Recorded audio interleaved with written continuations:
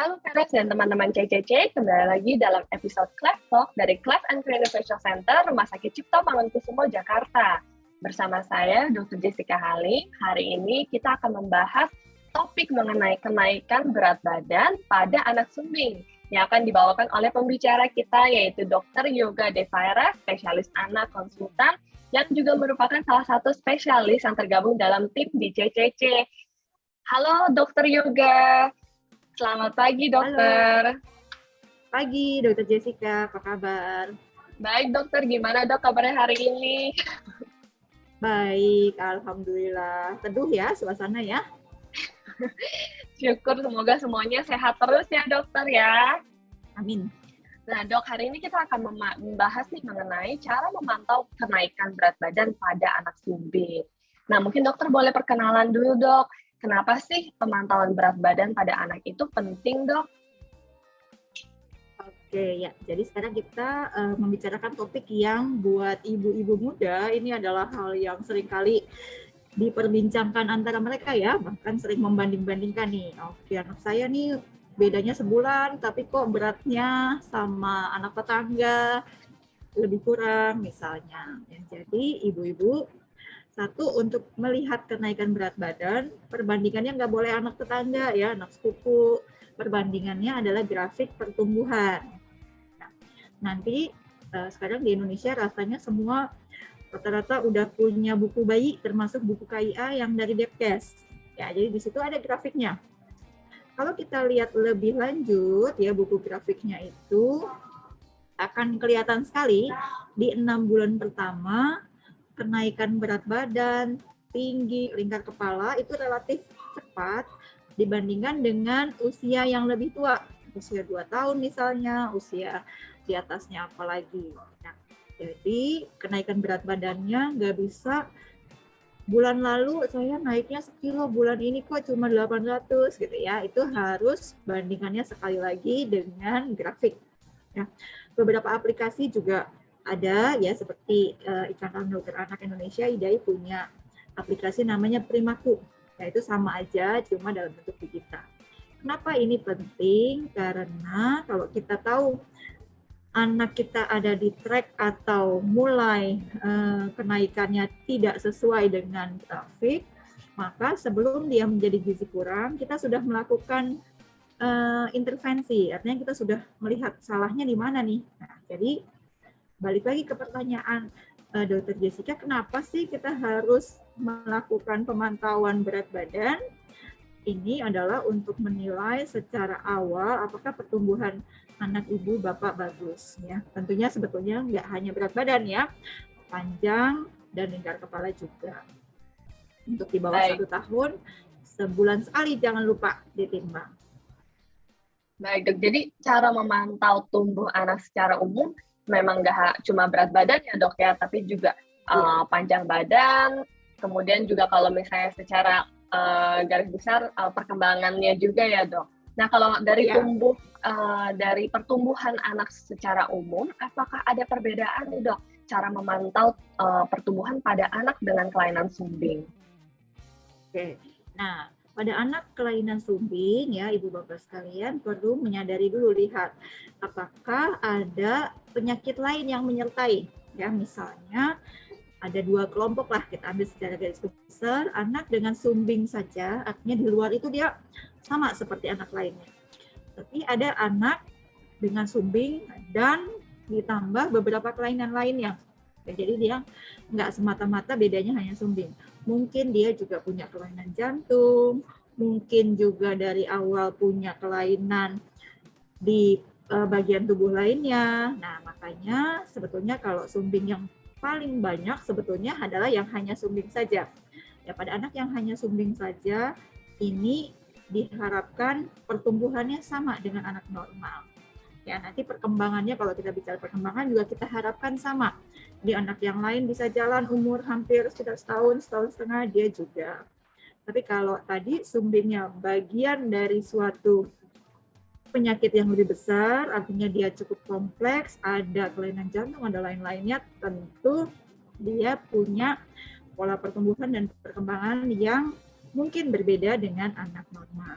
Jadi nanti ibu bapak yang mempunyai anak dengan sumbing harus membedakan dulu nih, yakin bahwa dia hanya sumbing saja atau sumbingnya ini bagian dari suatu penyakit yang lebih besar yang kita bilang suatu sindrom ya.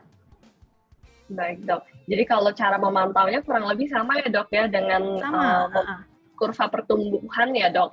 Ya, ya betul. Nah, tadi dokter menyinggung mengenai anak dengan sindromik itu banyak kelainannya dok.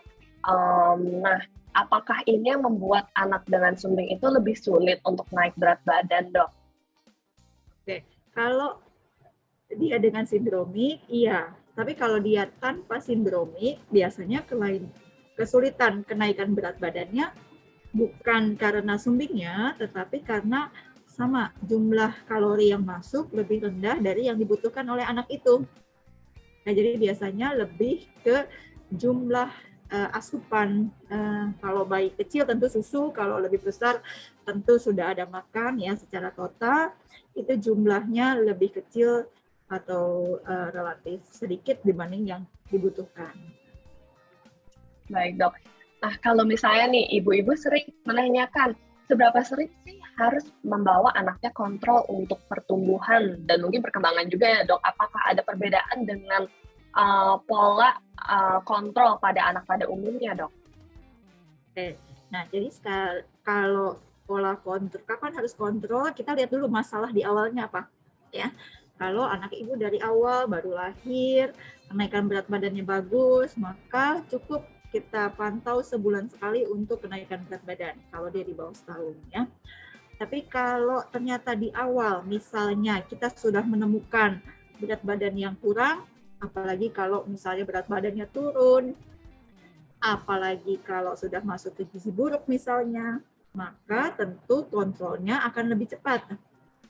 Ya, untuk kontrolnya ini bukan sekedar melihat apakah baik atau enggak, tapi juga untuk melihat bagaimana kita bisa memperbaiki berat badan yang kurang ini. Ya, jadi kontrolnya tergantung dari keadaan awalnya seperti apa. Kalau baik, normal, sama. Tapi kalau dari awal ternyata sudah bermasalah, harus kontrol lebih awal, lebih cepat. Baik dok. Nah memang pertumbuhan dan kenaikan berat badan ini sering menjadi masalah sih dok, karena merupakan salah satu syarat untuk operasi yang paling pertama dok, yaitu operasi labioplasti. Nah kalau misalnya kenaikan berat badan anak dengan kelainan sumbing ini tidak maksimal dok untuk persiapan operasi, kira-kira faktor apa sih yang harus dievaluasi dan tindakan apa yang harus diambil orang tua nih supaya pertumbuhannya terkontrol gitu dok?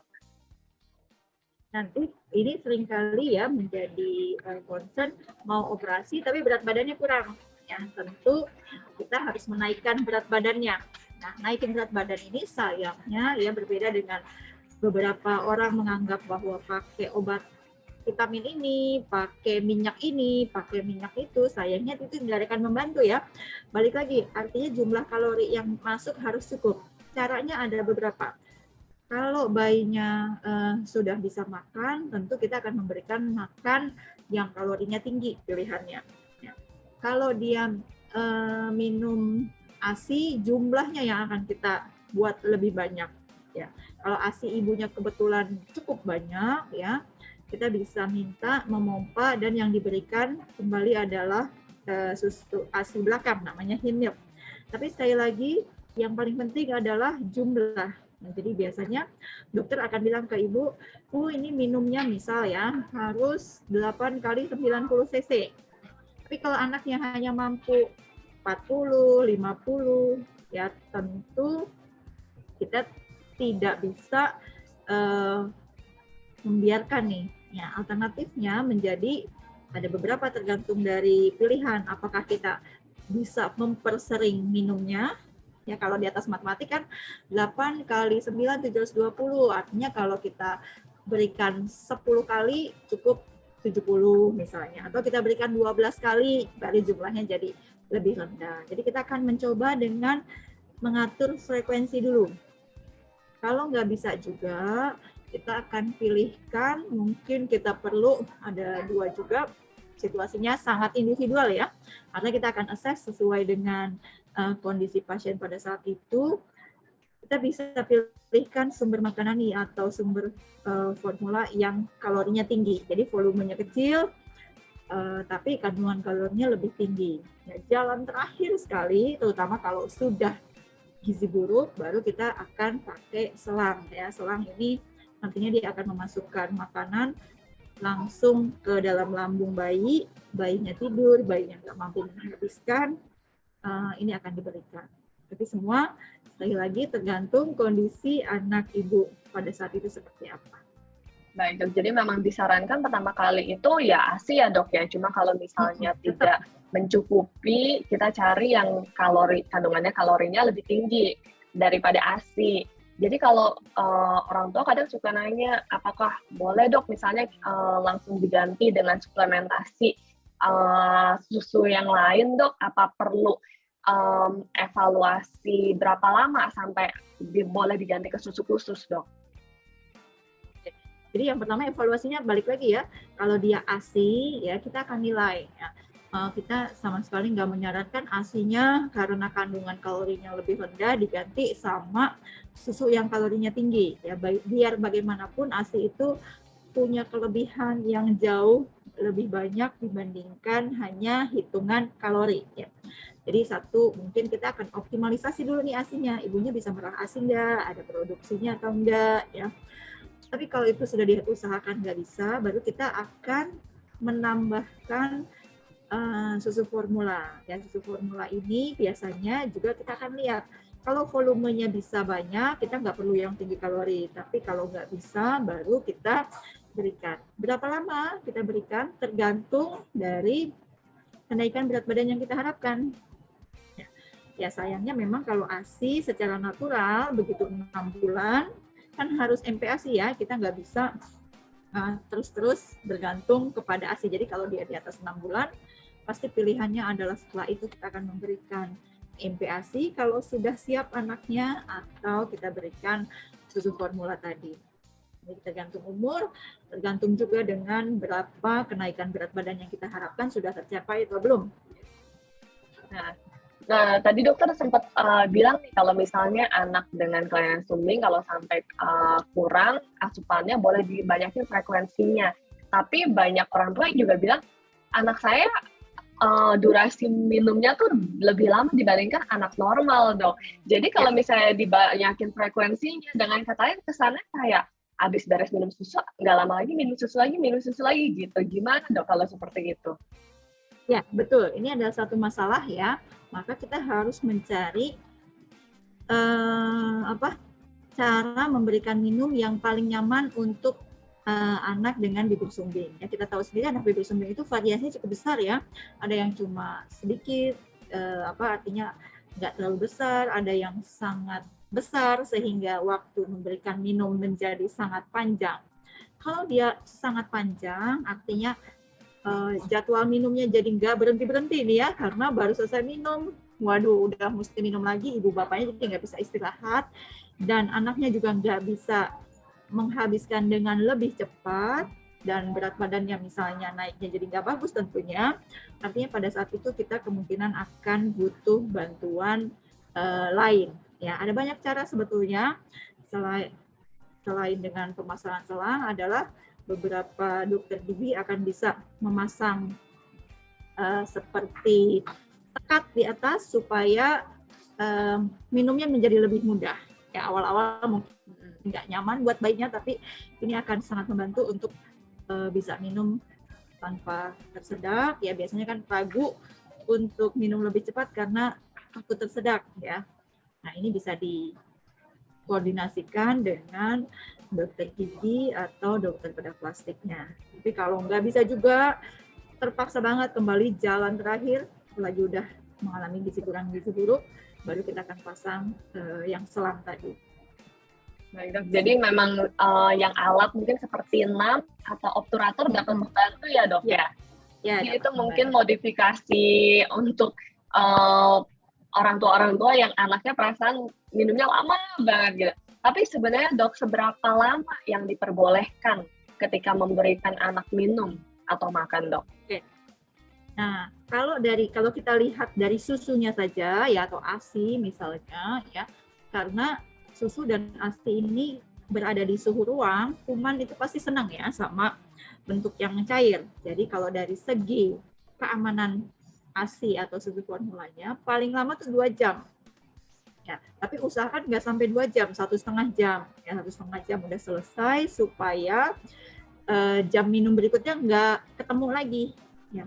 Tapi idealnya itu tadi kalau kita bicara dari segi apakah susunya masih bisa digunakan untuk lebih dari berapa lama.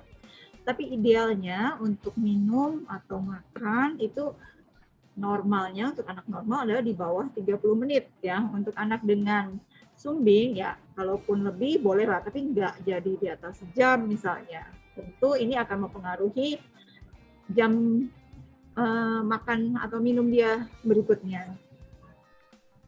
Baik dok. Nah, tadi kalau misalnya dokter kan menyinggung soal MPASI nih, mungkin untuk kasus-kasus di mana anak tuh sudah operasi labioplasti dan ada celah lelangit, atau misalnya celah lelangit saja. Apakah mulai MPASI-nya di usia yang sama pada umumnya, yaitu 6 bulan, dok? Jadi nanti kita nilai lagi, kalau dia mau MPASI, ada 2 pilihannya. Kita sebetulnya boleh memulai MPASI paling cepat kalau bayinya lahir cukup bulan ya. Kalau bayinya lahir cukup bulan, maka kita boleh memulai paling cepat 4 bulan. Kalau tadi kenaikan berat badannya misalnya nggak terlalu bagus ya, atau bulan terakhir kok kayaknya naiknya hanya sedikit, tapi bayinya udah siap nih. Tandanya bayi udah siap adalah kepalanya udah tegak. Jadi kalau ibu gendong, dia bisa menegakkan kepala ya. Bisa dibuat posisi setengah duduk. Kemudian bayinya juga secara psikis itu kalau ada orang makan dia udah tertarik. Kita sering lihat ya ada bayi kalau pura-pura dideketin sendok kayak mau membuat gerakan kayak mau menelan ya. Jadi dia buka mulutnya. Ya, jadi secara psikologis dia sudah mengamati ada kegiatan makan dan dia menunjukkan rasa ingin makan seperti itu. Kalau bayi udah siap, kita bisa mulai di usia 4 bulan. Tapi kalau bayinya bagus, kita akan anjurkan untuk sama di 6 bulan. Ya, jadi Ibu dan Bapak untuk pemberian MPASI, maka kita akan menilai secara individual ya. Kalau anaknya lahirnya cukup bulan, kenaikan berat badannya misalnya kurang bagus, tapi kita nilai anaknya sudah siap makan, maka kita bisa berikan sekitar 4 bulan. Tapi sebaliknya, kalau anak ternyata sudah 6 bulan, tapi kesiapan makannya belum ada, kita akan menunda sampai dia bisa makan. Ya, jangan khawatir bahwa, waduh kalau anak saya nggak dikasih makan, berat badannya nanti jadi makin nggak naik dong. Bukan. Ya, jadi kembali lagi, naik atau tidaknya berat badan bukan ditentukan apakah anak saya sudah makan atau enggak, tapi jumlah total kalori yang didapatkan dari bentuk cairnya tadi. Jadi kalau ternyata misalnya berdasarkan penilaian dokter, anak ibu belum siap nih, kita akan tunda makannya. Kalau kita bisa penuhi kebutuhan kalorinya dari bentuk cair, kenaikan berat badannya akan bagus. Tapi kalau dinilai sudah siap, ibu dan bapak bisa mulai mencoba jenis makanannya sama dengan anak yang lain, jadi nggak ada yang khusus ya. Anak dengan sumbing nggak boleh makan ikan, misalnya pantang gitu, nggak ada. Ya, selama bentuknya sesuai untuk bayi 6 bulan yang halus, misalnya untuk di awal itu boleh diberikan.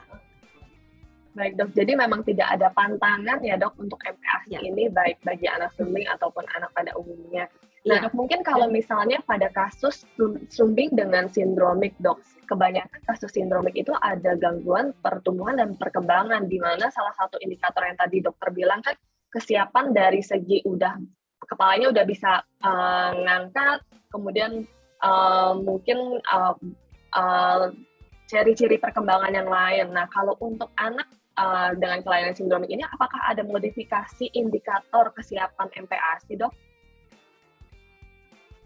Ya, kesiapan MPASI-nya sama ya, adalah satu, dia bisa tegak kepalanya, kedua, bisa diposisikan duduk dengan bantuan, karena kita memberi makan, sekali lagi ibu bapak nggak boleh posisinya tidur ya. Jadi harus duduk walaupun dengan bantuan itu sudah cukup ya. Dan anak tentu untuk bisa makan, dia karena kita makan pakai sendok nih ya, nggak pakai alat lain, maka dia harus mampu juga pada saat kita berikan mengambil makanan dengan bibirnya dari sendok. Nah, untuk anak dengan bibir sumbing ya kalau ada di sebelah kiri ya tentu kita pakai yang bagian sebelah kanan. Mungkin itu adalah teknik modifikasinya. Ya, karena kan makanan dalam sendok ini harus bisa masuk ke dalam mulutnya. Baik dok, jadi memang indikatornya sama aja ya dok ya. Jadi selama anaknya mungkin perkembangannya belum sesuai, mungkin dikontrol aja ke spesialis anak untuk menentukan kapan siap MPASI ya dok. Betul, ya. Tapi jangan khawatir bahwa karena belum makan, anak saya pantesan nih nggak naiknya berat badan. Nggak ya, ada beberapa anak di luar sumbing yang karena kebutuhannya berbeda dengan anak normal perkembangannya, mereka bisa punya status gizi yang baik hanya dengan bentuk makanan yang cair, atau kalau orang awam suka bilangnya susu, tapi mungkin itu sebetulnya bentuknya khusus. Nah, benar banget dok, soalnya banyak yang datang kemudian menanyakan kalau anak saya nggak naik-naik berat badannya, udah aja langsung MPASI begitu. Jadi mungkin banyak kontroversi dok di luar sana. Nah, mungkin setelah kita ngebahas ini, semoga orang tua dan juga teman-teman CCC di luar sana juga mengerti nih gimana caranya pemantauan tumbuh, terutama pertumbuhan ya, dalam artian berat badan pada anak dengan kelainan sumbing. Nah, mungkin kira-kira dokter ada pesan nggak nih kepada orang tua atau mungkin teman-teman nakes atau yang menonton episode ini mengenai pemberian makan atau minum pada anak sumbing dan juga mengenai pemantauan berat badan, dok? Ya, kita mulai dari pemantauan berat badan dulu ya. Jadi untuk ibu, bapak, tenaga kesehatan yang menangani anak dengan sumbing, yang harus dinilai pertama tentunya adalah mengukur berat badan secara berkala. Ya, ini saya tekankan sekali lagi, kalau kita berhadapan dengan bayi, pengukuran ini susah-susah gampang ya. Jangan lupa kalau bayi kita ngukurnya telanjang ya. Karena jangan sampai ibu bapak bingung nih.